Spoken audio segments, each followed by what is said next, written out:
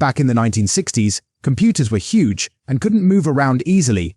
If you wanted to get information from one computer to another, you either had to go where the computer was or send magnetic tapes through the mail. But then something important happened. The Cold War got hotter. The Soviet Union launched a satellite called Sputnik, which made the US Defense Department think about how to share information, even if there was a big disaster like a nuclear attack. This led to the creation of ARPANET, a network that later became the Internet. ARPANET was a hit, but only certain academic and research groups could join.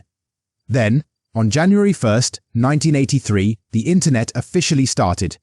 Before that, different computer networks couldn't easily talk to each other, but a new way of communicating, called Transfer Control Protocol Internetwork Protocol (TCP/IP), changed everything. It let computers from different networks chat with each other. So, ARPANET and other networks switched to TCP/IP, and that's how the Internet was born. In the picture, you see a small version of the Univac computer from 1951.